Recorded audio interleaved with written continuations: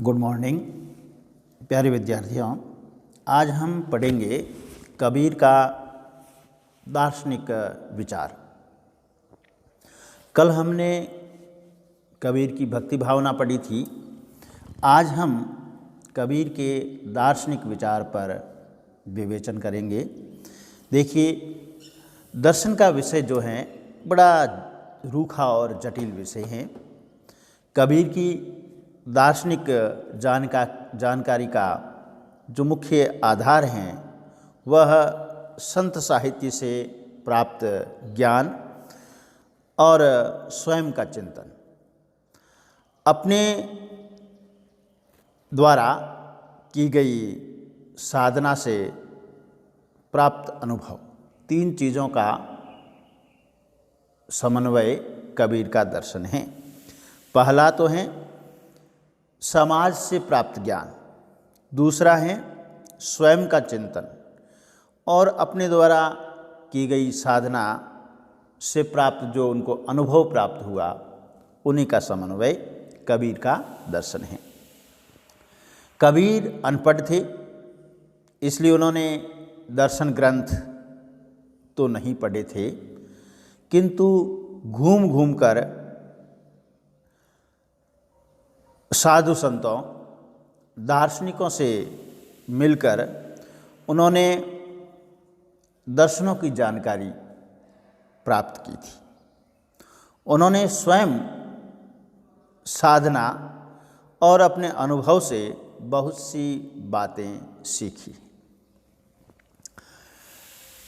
कबीर के दर्शन संबंधी विचार जब हम पढ़ते हैं तो हम पाते हैं कि कबीर की रचनाओं में आध्यात्मिक तत्वों का या आध्यात्मिक तत्वों जैसे ब्रह्म, आत्मा, माया, जगत आदि को लेकर जो दार्शनिक विचार व्यक्त किए हैं उन्हें हम नीचे एक एक तत्व के रूप में समझ सकते हैं।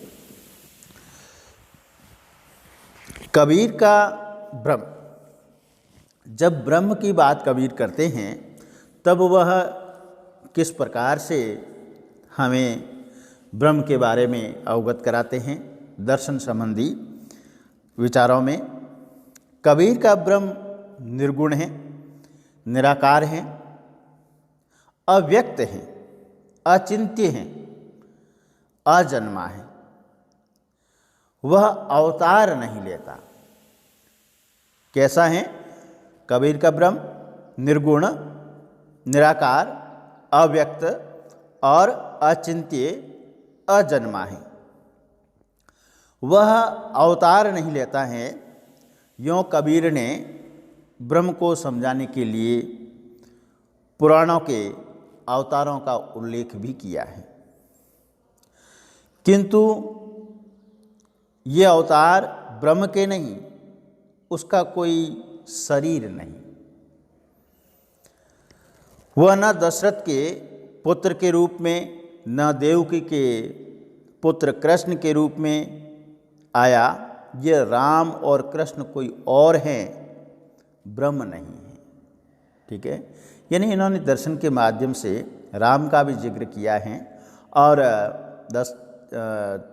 देवकी पुत्र कृष्ण का भी जिक्र किया है, लेकिन ये कह रहे हैं कि यह राम और कृष्ण कोई और हैं, ये दूसरे हैं, ये ब्रह्म नहीं है।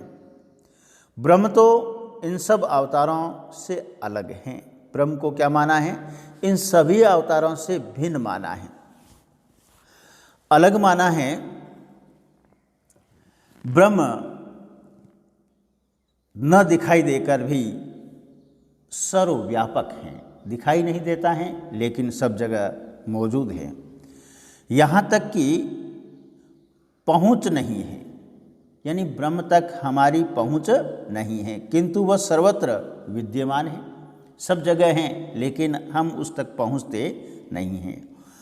कबीर ब्रह्म को त्रिगुणातीत मानते हैं, यानी तीनों गुणों से परे हैं।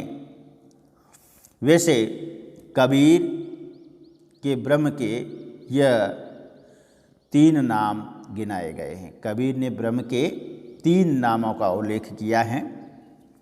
क्या है? विष्णु,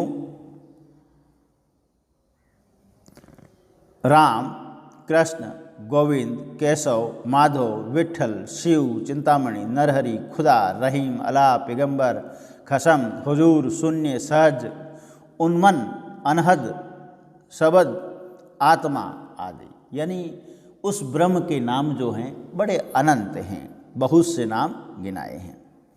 कबीर को सब नामों में से राम नाम विशेष प्रिय था।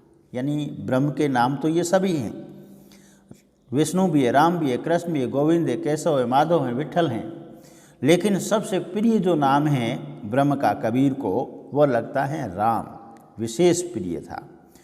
और उन्होंने कहा भी है इसी राम नाम को लेकर के, क्या कहा है?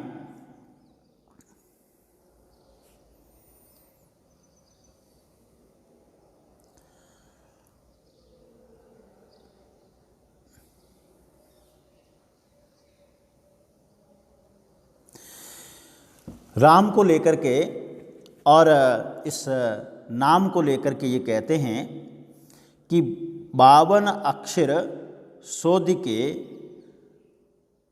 ररे रमे चित लाए, कि 52 अक्षरों को शोध करके और हमने इस राम नाम को ढूंढ करके शोध करके हम ले आए हैं।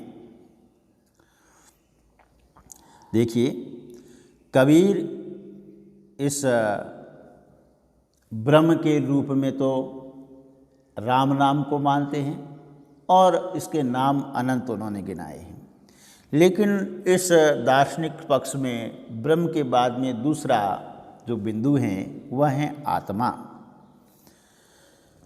कबीर ब्रह्म और जीव या आत्मा को एक ही मानते हैं। किसको? ब्रह्म को, जीव या आत्मा, ये एक ही चीज हैं। कबीर ब्रह्म के अतिरिक्त आत्मा और जगत को भी ब्रह्म से पृथक नहीं मानते हैं। किसको? आत्मा और जगत ये ब्रह्म से अलग नहीं हैं, ब्रह्म सर्वत्र व्याप्त हैं। ब्रह्म जो हैं हर जगह हैं, कण कण में हैं। आत्मा केवल शरीरों में ही सीमित नहीं, बाहर भी हैं।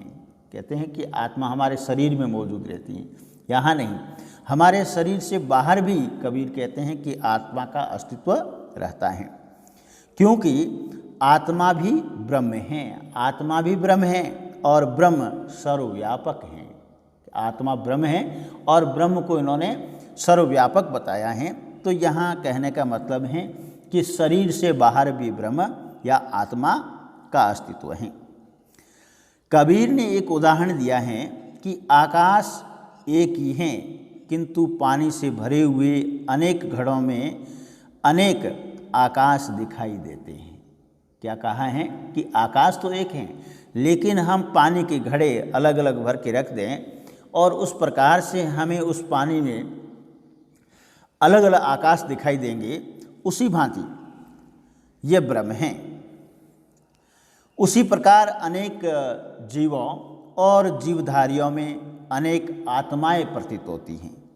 कबीर ने ब्रह्म के अनेक नामों में एक आत्मा नाम दिया है, यानी ब्रह्म के अनेक नाम हैं, उन सभी नामों को इन्होंने एक नाम दिया, आत्मा।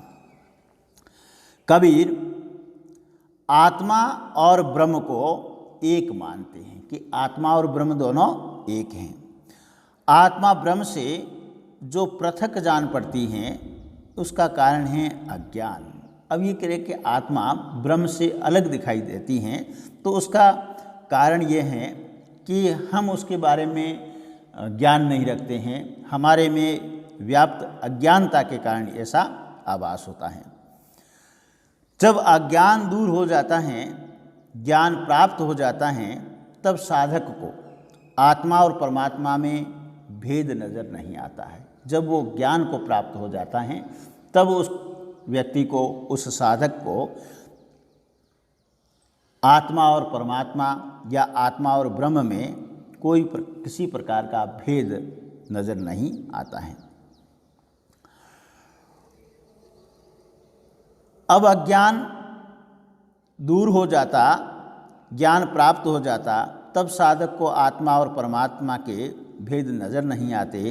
कबीर ने आत्मा और परमात्मा की अद्वैतता का और उसके पृथक प्रतीत होने के बारे में कहा है कि आत्मा किस प्रकार से है। जल में कुंभ, कुंभ में जल हैं, बाहर भीतर पानी, फूटा कुंभ जल, जल ही समाना, यतथ कथ ही गयानी। यानी जल में कुंभ, घड़ा जो है वो पानी के अंदर है, कुंभ में जल और घड़े के अंदर भी जल है, बाहर भीतर पानी। अब अंदर भी है और घड़ा उस जल के अंदर है, तो बाहर और भीतर दोनों जगह पानी है। फूटा कुंभ जल, जल ही समाना। यदि घड़ा फूट जाता है तो वह जल है वापिस उस जल में समाहित हो जाता है। यह तथ कथ ही ज्ञानी। तो ये करेंगे, ये तथ्य जो है वो ज्ञानी पुरुष होगा, वही प्राप्त कर सकता है। यानी जैसे ही हमारा शरीर जो है, हमारे शरीर को आत्मा जब छोड़ देती हैं तो आत्मा और परमात्मा का मिलन हो जाता है। कबीर ज्ञान प्राप्त होने पर सभी में आत्मा को ही परमात्मा के रूप में देखते हैं। राम राम देखा सभिन में, कहे कबीर मन माना। फिर तीसरा जो है वह बिंदु इनके आता है जगत। कबीर जैसे आत्मा को परमात्मा मानते हैं, उसी प्रकार वे जगत को भी ब्रह्म ही मानते हैं। आत्मा को क्या माना? परमात्मा। वैसे ही कबीर आत्मा को परमात्मा मानते हैं, उसी प्रकार से जगत को भी कबीर ब्रह्म ही मानते हैं। जगत में केवल ब्रह्म की ही सत्ता है। इस जगत में किसकी सत्ता है? ब्रह्म की सत्ता है। ब्रह्म से ही सबकी उत्पत्ति होती है और सब उसी में समा जाते हैं। ब्रह्म से ही उत्पन्न होते हैं, ब्रह्म में ही वापस लीन हो जाते हैं। उन्होंने कहा भी है, क्या कहा है? पानी ही ते हिम भया। क्या कहते हैं कबीर? पानी ही से हिम भया, हिम वे गया बिलाए, जो कुछ था सोई भया, अब कछु कहीं न जाए। कि पानी से बर्फ बना और बर्फ पिघल करके पानी हो गया, जो पहले था वापिस वैसा हो गया। तो ये कह रहे हैं कि अब कछु कहाँ न जाए। अब कुछ नहीं कह सकते हैं कि जगत कौन सा है, ब्रह्म कौन सा है, एक दूसरे में वह तदाकार हो गए। इसलिए कबीर मानते हैं सब कुछ ब्रह्म है, जो भी हैं वो सब ब्रह्म हैं।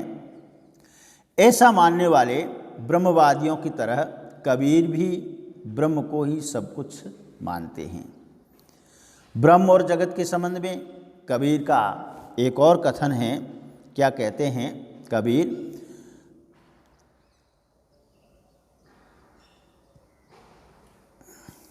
कबीर कहते हैं, खालिक खालिक खलक, खलक में खालिक, सब जग रयो समाए। खालिक खलक, खलक में खालिक, सब जग रयो समाए।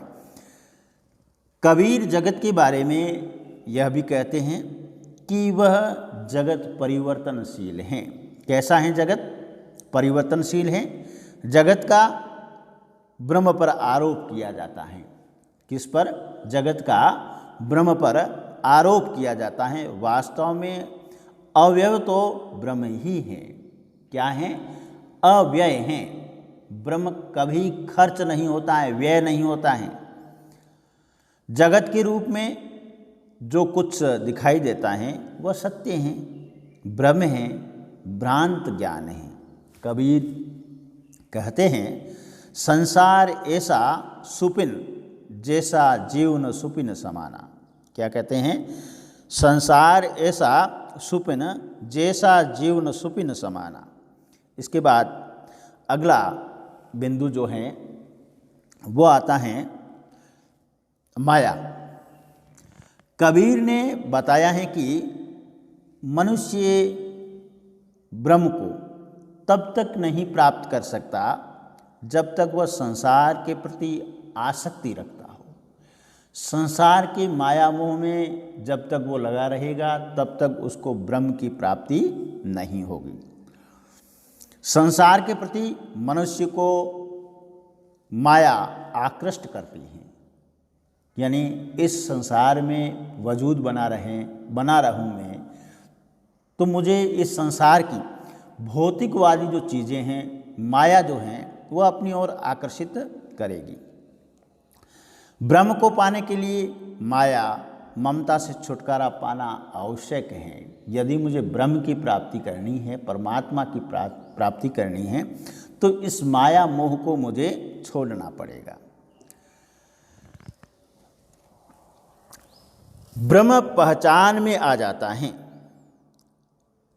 छुटकारा लेना पड़ेगा, और माया से छुटकारा पाने पर मनुष्य को अपना वास्तविक रूप पहचान में आ जाता है। माया से छुटकारा मिला तो हमें अपने वास्तविक रूप की जानकारी हो जाएगी, अनुभव हो जाएगा कि मेरा वास्तविक रूप क्या है। ब्रह्म पहचान में आ जाएगा। जब मेरा वास्तविक रूप मुझे पता चल जाएगा तब मुझे यह भी आभास हो जाएगा कि ब्रह्म कौन सा है, तो ब्रह्म की पहचान हो जाएगी। माया से छुटकारा पाना सरल काम नहीं है। इस संसार में आए हैं तो माया से छुटकारा हम नहीं पा सकते हैं, आसान काम यह नहीं है। माया बहुत से मनुष्यों को भरमाती हैं। माया जो है हमें भ्रमित करती हैं। और वो क्या कहा है कबीर ने माया के बारे में, किस प्रकार से वह भ्रमित करती हैं कि मीठी मीठी माया तजी नहीं जाए, अज्ञानी पुरुष को भेली भेली खाए। कि मीठी मीठी माया को हम छोड़ नहीं पाते हैं, और जो अज्ञानी पुरुष हैं वह इस माया में लगे रहते हैं, और उस अज्ञानी पुरुष को यह माया जो है धीरे धीरे भेल भेल के खाती हैं। अब देखिए, कबीर माया को यहाँ महाठगिनी तथा सांसारिक प्रपंच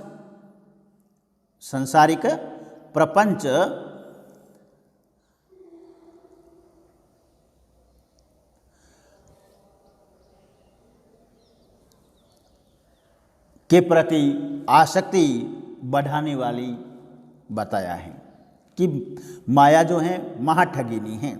और दूसरा यह है कि सांसारिक प्रपंच में यह माया जो है हमें हर बार आकर्षित करती हैं, हमें बांधे रखती हैं, और इस माया के कारण ही काम क्रोध आदि इस माया की संतानें माना है। माया की संतानें कौन सी हैं? काम क्रोध, कई प्रकार के हमारे जो मन के विकार हैं वह सभी माया के पुत्र हैं, माया की संतानें हैं, जिनसे व्यक्ति वासनाग्रस्त रहता है, जिससे वह कई वासनाओं से ग्रस्त रहता है।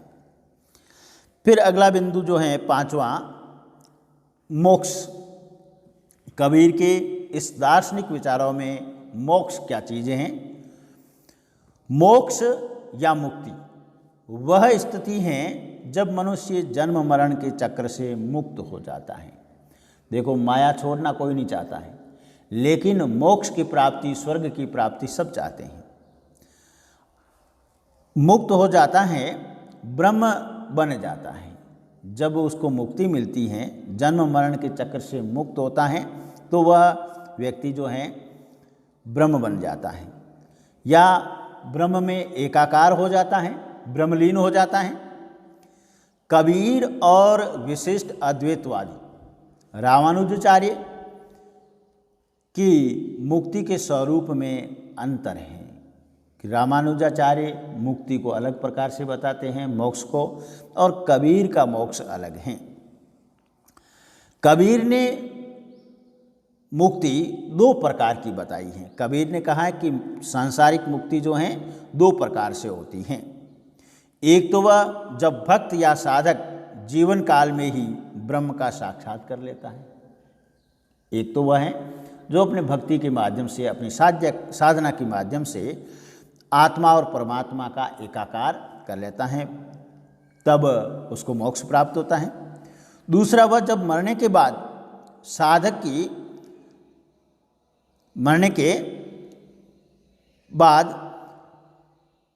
साधक की आत्मा परमात्मा से एकाकार हो जाए, उस साधक की आत्मा जो है परमात्मा में लीन हो जाए, फिर उसका जन्म मरण का चक्कर छूट जाता है। दो ही प्रकार से जन्म मरण के चक्कर छूटते हैं। एक तो जीवन काल में वो अपने साधना करता है, तब उससे ब्रह्म से साक्षात्कार हो जाए, और मरने के बाद में साधक की आत्मा है वो परमात्मा में एकाकार हो जाए, तो उसका मोक्ष होता है।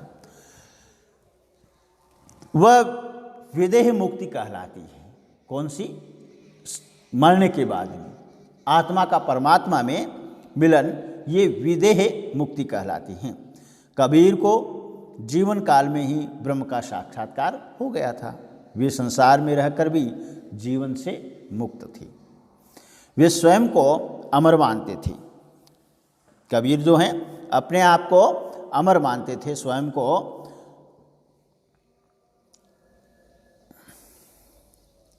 क्या कहते हैं कबीर? हम न मरे मरे ही संसारा, कि मैं मरने वाला नहीं है, संपूर्ण संसार मरेगा।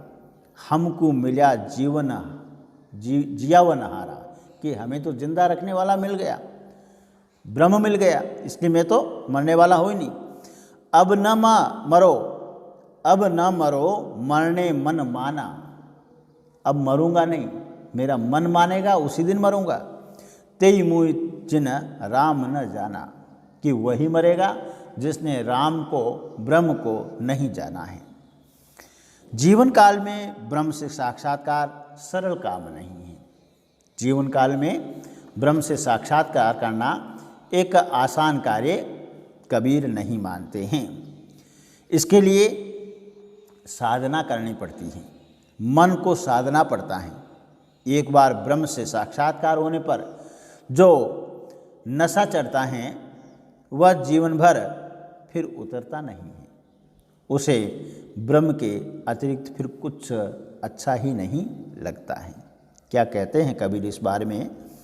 हरि रस पिया जानिए कब हो न जाए खुमार, ममता घूमत रहे नहीं तन की सार। तो इस प्रकार से कबीर आत्मा और परमात्मा को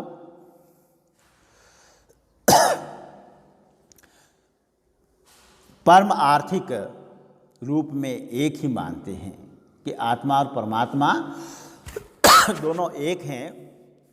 उस आत्मा को परमात्मा में एकाकार करना मनुष्य जीवन का सही उपयोग है, कि आत्मा का परमात्मा में लीन करना या उसमें एकाकार करना ही मनुष्य जीवन का सार्थक उद्देश्य है। हमने अभी 5 बिंदुओं पे बात कही है, जिसमें ब्रह्म है, आत्मा है, माया है, जगत हैं और मोक्ष की बात कही। ये 5 चीज़ें हैं कबीर के दार्शनिक विचारों से जुड़ी हुई हैं कि कबीर का दार्शनिक विचार कैसा था। अब देखिए, इन सब का विश्लेषण करने के बाद में हम यहाँ तक पहुँचे हैं कि कबीर में उसी प्रकार या कबीर जो हैं संसार में उसी प्रकार से रहे जैसे जल में तुम्बी रहती हैं। क्या रहती हैं? जल में तुम्बी रहती हैं। उसी प्रकार से इस संसार में रहे। जिन्होंने साधु संतों फकीरों से ब्रह्म आदि के बारे में जानकारी प्राप्त की और अपनी साधना में या अपनी साधना से अनुभव प्राप्त किया, उसी को अपनी रचनाओं के माध्यम से लोकहित की भावना में व्यक्त किया। कबीर के दार्शनिक विचार उनके अनुभूतिजन्य विचार हैं, जो उन्होंने अनुभव किया वही विचार हैं। इसलिए उनमें मौलिकता भी है और गहनता भी मौजूद है। प्यारे विद्यार्थियों, आपको ये मेरा कबीर के दार्शनिक विचार संबंधी विश्लेषण कैसा लगा? आप हमारे इस गायत्री के YouTube चैनल को सब्सक्राइब करिए, कमेंट करिए, लाइक कीजिए और शेयर कीजिए। धन्यवाद।